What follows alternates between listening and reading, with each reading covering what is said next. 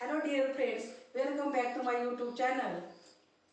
Today we are going to learn about regulation of gene expression.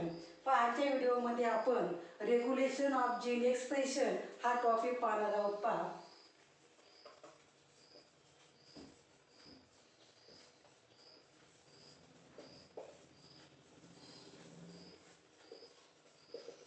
Regulation of gene expression याच्यामध्ये पहा, आता कोणताही topic समजायच्या अगोदर हे जे टायटल आहे ते समजून घेणं अगोदरच महत्त्वाचं आहे. पहा, याच्यामध्ये आता दोन वर्ड आहे. पहा, रेग्युलेशन अँड जीन एक्सप्रेशन.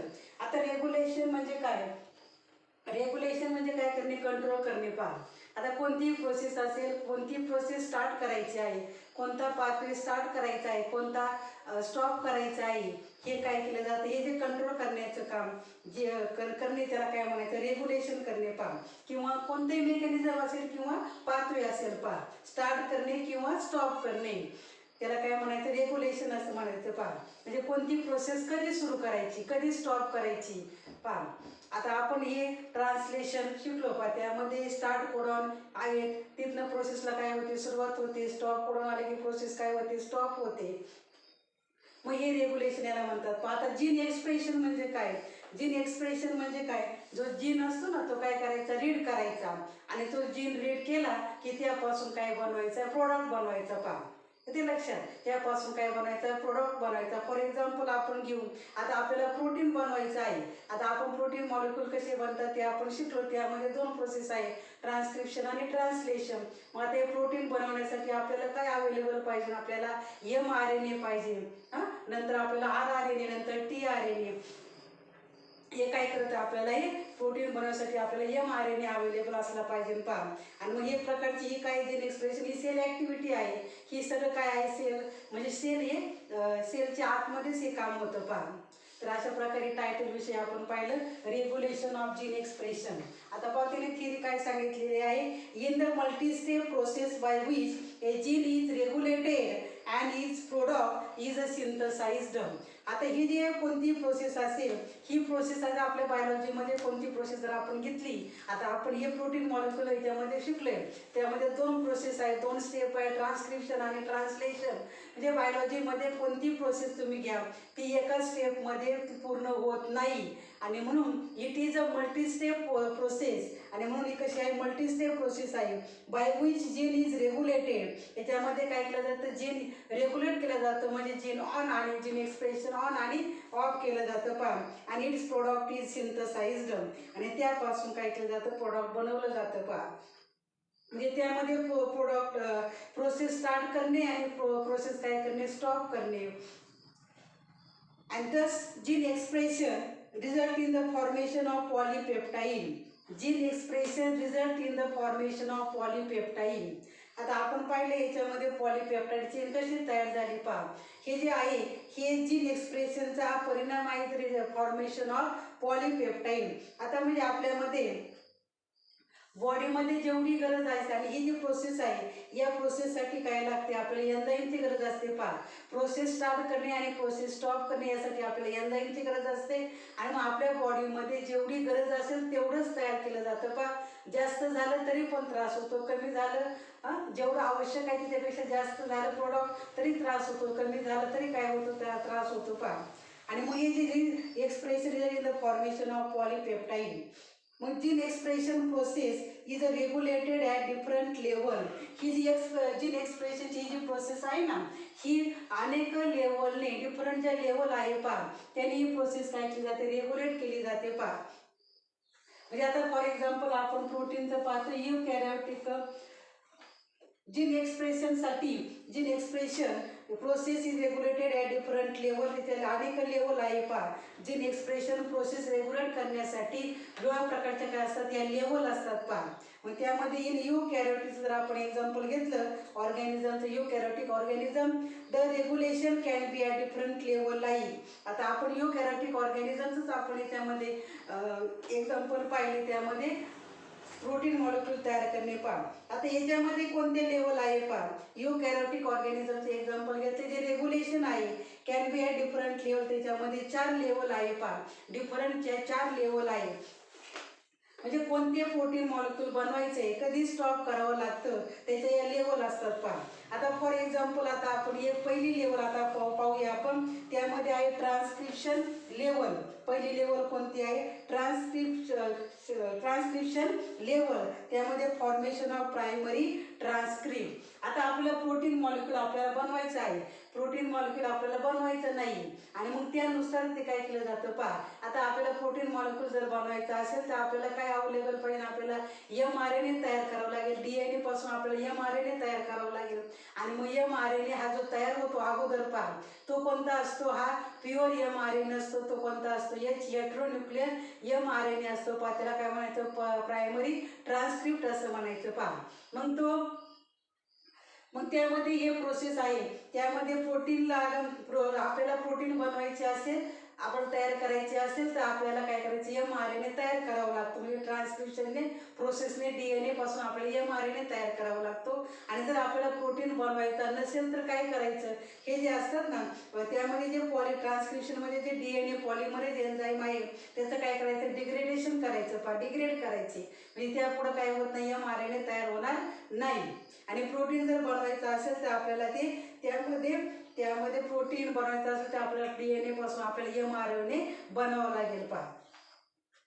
मग प्रोटीन बनवायचे की नाही त्यासाठी हे लेवल असतात पहा आणि त्या डिसाईड केले जातात पहा. अशा प्रकारे ही पहिली लेवल आहे. प्रोटीन बनवायचं असेल तर mRNA तयार करणे, प्रोटीन बनवायचं नसेल तर पॉलिमरेज एन्झाईम त्याने काय करायचं? डिग्रेड करणे.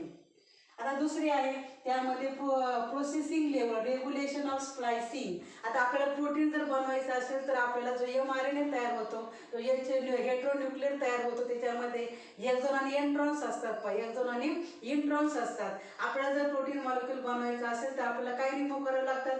इंट्रॉन्स रिमूव्ह करावे लागतात आणि मग ते इंट्रॉन्स काय करायचे? रिमूव्ह करायचे आणि मग त्यापासून आपल्याला प्युअर mRNA तयार होतो पहा. आणि तयार करायचं नसेल तर तसेच ठेवायचे इंट्रॉन्स आणि एक्झॉन्स, त्यापासून काय प्रोटीन मॉलिक्यूल तयार होणार नाही. ही झाली दुसरी स्टेप लेवल. आता transport of mRNA for nucleus to the cytoplasm. आता न्यूक्लियस तुम्हाला माहिती आहे, न्यूक्लियसमध्ये DNA पासून mRNA तयार होतो आणि मग ट्रान्सक्रिप्शन हे न्यूक्लियसमध्ये घडते, ट्रान्सलेशन हे सायटोप्लाझममध्ये घडते. प्रोटीन मॉलिक्यूल आपल्याला पॉलीपेप्टाइड जर चेन बनवायची असेल तर जो mRNA आहे तो काय होतो? न्यूक्लियसच्या बाहेर येतो म्हणजे सायटोप्लाझममध्ये येतो. आणि आपल्याला जर प्रोटीन बनवायचं असेल तर काय करायचे? जो mRNA आहे तो न्यूक्लियर पोरमधून तो बाहेर येतो आणि तो कशाबरोबर असेच कोणाजवळ जातो? तो रायबोसोम जवळ जातो.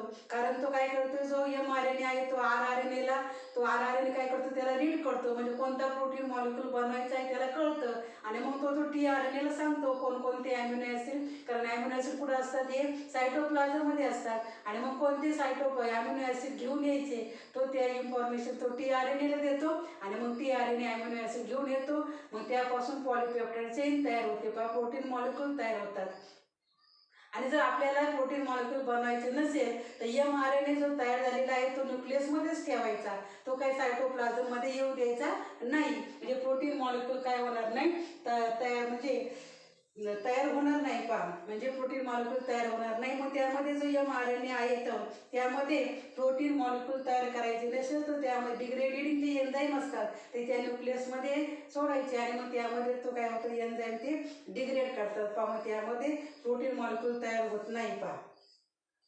हे झालं तिसरी step, transport of mRNA for nucleus to the cytoplasm. आणि चौथी आहे ट्रान्सलेशन लेवल. ट्रान्सलेशन लेवलमध्ये जो आहे प्रोटीन मॉलिक्यूल आपल्याला जर बनवायचं असेल तर आपल्याला वेगवेगळ्या प्रकारचं त्यासाठी आपल्याला Mg++ आयन्स पाहिजे, नंतर कोडॉन पाहिजे, नंतर एन्झाईम्स पाहिजे, आपल्याला सगळे एकत्र करावे लागतात पहा. आलं लक्षात? आणि मग त्यामध्ये मग हे प्रोटीन सिंथेसिस आहे त्याच्या ट्रान्सलेशनमध्ये जे रायबोसोम असतात त्यामध्ये 2 सबयुनिट असतात, एक स्मॉलर आणि एक लार्जर.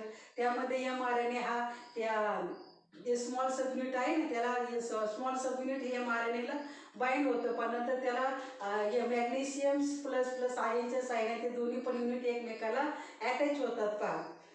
आणि मग त्यामध्ये ट्रान्सलेशनची प्रोसेस होते पहा. tRNA जो असतो तो tRNA अॅमिनो ॲसिड कारण सायटोप्लाझममध्ये असतात आणि अॅमिनो ॲसिड ट्रान्सफर करण्याचं काम हा tRNA म्हणून त्याला काय म्हणतात? ॲडॅप्टर असं मॉलिक्यूल, कारण अॅमिनो ॲसिडला mRNA पर्यंत येता येत नाही, त्यांना कोण घेऊन येतो, tRNA घेऊन येतो. आणि मग त्यापासून एक 1 बाय 1 असे अॅमिनो ॲसिडची चेन तयार होते आणि त्यापासून प्रोटीन मॉलिक्यूल तयार होतात पहा. ही झाली ट्रान्सलेशन लेवल. तर अशा या लेवल आहेत पहा याच्या. जे युकॅरियोटिक ऑर्गॅनिझमचं आपण एक्झाम्पल घेतलं तर त्यामध्ये जे रेग्युलेशन आहे ते regulation can B control different can be at different level. त्या रेग्युलेशन हे जे आहे त्याच्या या 4 लेवल आपण पाहिल्या पहा. म्हणजे प्रोटीन मॉलिक्यूल तयार करायचा असेल तर केलं पुढची प्रोसेस केली जाते, नसं करायचं तर ती स्टॉप केली जाते पहा. आता पहा पुढं काय सांगितले त्यांनी. आता पहा genes of a cell are expressed to perform different function. आपण जर आता सेलचं एक्झाम्पल घेतलं तर सेल ही बॉडी म्हणजे आपली जी बॉडी आहे ती सेलपासून बनते. सेलच्या आतमध्ये काय असतात, न्यूक्लियसच्या आतमध्ये DNA असतो. त्यामध्ये DNA डिफरंट जीन्स असतात आणि हे जीन्सचे काय वेगवेगळ्या प्रकारचे असे फंक्शन आहे पहा. Genes of a cell are express to perform different function.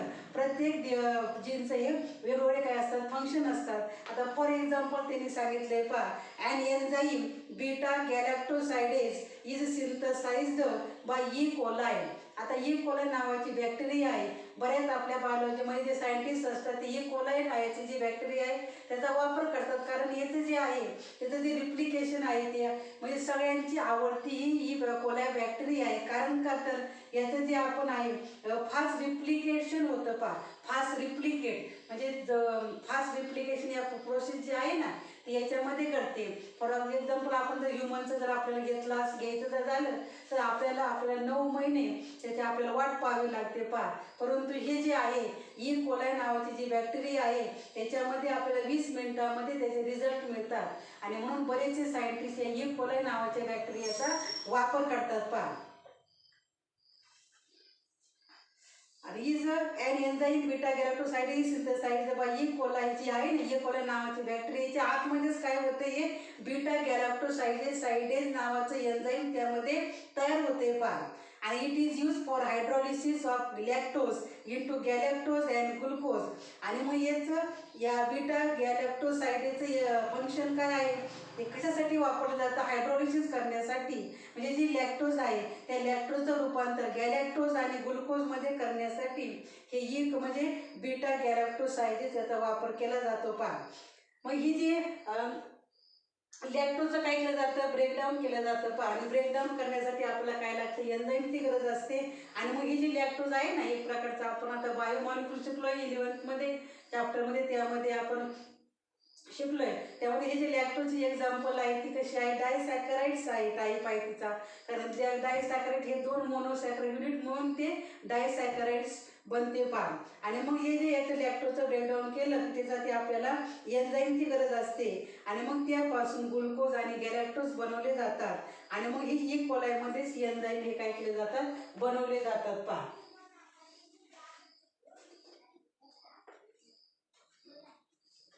आता पहा पुढे काय सांगितले, एक रिॲक्शन दिली आहे पहा.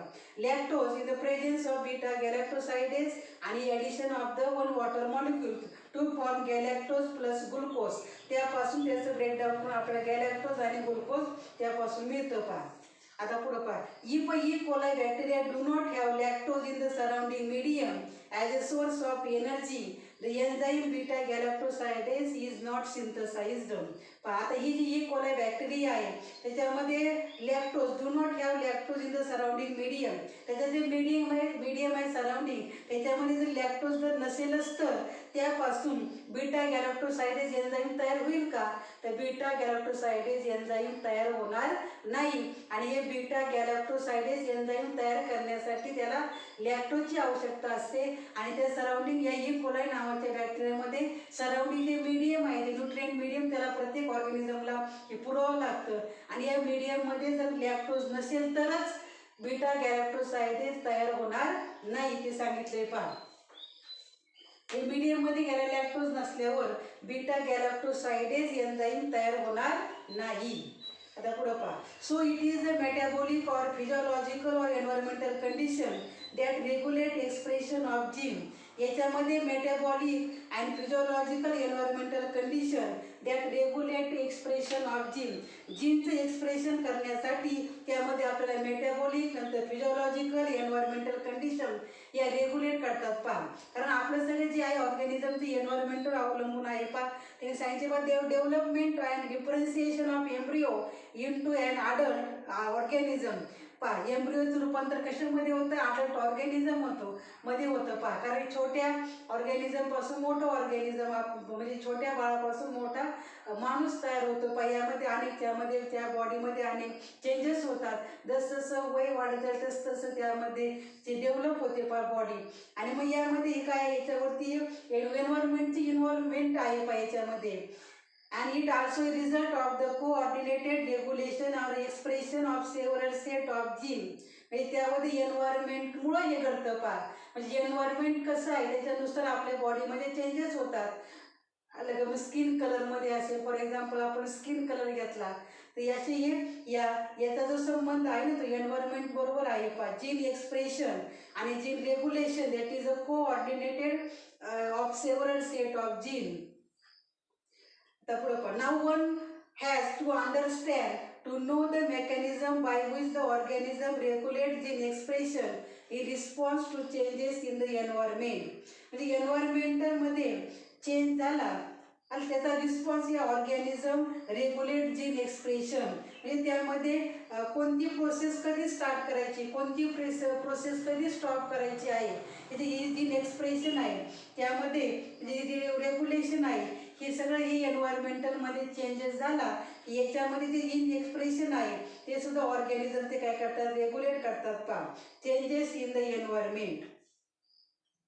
If so, whether single mechanism exists for regulation of the expression of a different gene, set of gene or different gene are regulated by different mechanism. आतापर्यंत अजून काही तसा शोध लागला नाहीये पहा. त्यांनी सांगितलं एक जीनसाठी सेम मेकॅनिझम असेल किंवा डिफरंट जीन आहे, डिफरंट जीन असेल किंवा त्याचा जीनचा सेट असेल, are regulate by different mechanism. म्हणजे डिफरंट जीन आणि ते काय करतात? डिफरंट मेकॅनिझम ते रेग्युलेट करतात पहा. किंवा एक जीन असेल तो डिफरंट जीन काय करतो? म्हणजे डिफरंट जीन एक सिंगल मेकॅनिझम रेग्युलेट करतात पहा असं त्यांनी सांगितले. परंतु आता खरं काय आहे त्याचा काही आतापर्यंत शोध लागलेला नाहीये पहा. डिफरंट जीन एक सिंगल मेकॅनिझम दाखवतात आणि different gene different mechanism show करतात पहा. आणि प्रत्येकासाठी काय आहे? वेगवेगळं आहे पहा मेकॅनिझम. आता certain bacteria like E. coli adapt to their chemical environment by synthesizing certain enzyme depending upon the substrate present. आता बॅक्टेरिया कोणते आहे? E. coli आहे. adapt to their chemical environment by synthesizing certain enzyme depend upon the substrate present. आता E. coli नावाच्या बॅक्टेरियाचं आपण example घेतले. मग त्यामध्ये जे एन्झाईम्स तयार केले जातात, जे एन्झाईम बनवले जातात depending upon the substrate present, त्यामध्ये कोणता सबस्ट्रेट प्रेझेंट आहे त्याच्यावरती अवलंबून आहे पहा कोणतं एन्झाईम सिंथसाइज करायचं आहे. आणि त्यामध्ये कोणती केमिकल एन्व्हायरमेंट ॲडॉप्ट केली जाते, त्याला कोणती एन्व्हायरमेंट त्याला ॲडॉप्ट होईल, कोणती एन्व्हायरमेंट त्याला जुळेल त्याच्यानुसार ठरवलं जातं पहा. मग त्यामध्ये फॉर एक्झाम्पल एन्व्हायरमेंटनुसार त्यामध्ये वेगवेगळे एन्झाईम काय केले जातात? बनवले जातात एन्व्हायरमेंटनुसार. आणि त्यामध्ये नवीन सबस्ट्रेट जर आला की त्यापासून काय होईल? नवीन एन्झाईम तयार होईल. नवीन सबस्ट्रेट जर आला त्याच्यामध्ये तर नवीन एन्झाईम तयार होईल. आणि मग त्यामध्ये काय केलं पुढे सांगितले पहा. आणि such adaptive enzyme is called as inducible enzyme. हे जे अडॅप्टिबल एन्झाईम असतात त्याला काय म्हणायचं? इंड्युसिबल एन्झाईम्स असं म्हणतात पहा. आणि a set of gene will be switch on when there is a necessity to metabolize a new substrate. Naveen substrate आला की नवीन एन्झाईम तयार होते आणि मग त्यावेळेला जे पाथवे आहे ना तो काय करायचा? स्विच ऑन करायला ठेवायचा पहा. आणि this phenomenon is called as induction. आणि या फेनॉमेनॉनला काय म्हणतात? इंडक्शन असं म्हणतात पहा. And small molecule responsible for this is known as inducer. आणि मग हे तयार करण्यासाठी जे स्मॉल स्मॉल मॉलिक्यूलची आवश्यकता असते त्या स्मॉल मॉलिक्यूलला काय म्हणायचं, इंड्युसर असं म्हणायचं. आणि it is a positive control. ही कशी प्रोसेस आहे, पॉझिटिव्ह कंट्रोलची प्रोसेस आहे पहा. मग त्यामध्ये हे जे एन्झाईम्स असतात त्या वातावरणानुसार, एन्व्हायरमेंटनुसार ते वेगवेगळे एन्झाईम्स बनवतात. वातावरण कोणतं, केमिकल एन्व्हायरमेंट कसं आहे त्याच्यानुसार ते वेगवेगळे एन्झाईम बनवतात आणि त्या एन्झाईमला काय म्हणायचं, इंड्युसिबल एन्झाईम्स असं म्हणायचं. आणि हा जो पाथवे आहे त्याला काय म्हणायचं, इंडक्शन असं म्हणायचे. आणि या पाथवेसाठी जे स्मॉल स्मॉल मॉलिक्युलची जी आवश्यकता असते त्यांना म्हणायचं इंड्युसर्स असं म्हणायचं. तर अशा प्रकारे रेग्युलेशन ऑफ जीन एक्सप्रेशन हा टॉपिक आज आपण कंप्लीट केलेला आहे पहा. आणि आता आपल्याला दोन टॉपिक आता आपल्याला याच्यामध्ये राहिलेले आहे पहा. त्यामध्ये लॅक ऑपेरॉन, नंतर जी DNA फिंगरप्रिंटिंग आणि जिनॉमिक्स हे दोन तीन टॉपिक राहिलेले आहे. म्हणजे हा चॅप्टर आपला कंप्लीट होईल पहा. तुम्हाला हा व्हिडिओ जर आवडला असेल तर व्हिडिओला लाईक, शेअर आणि सबस्क्राईब करा. थँक्यू.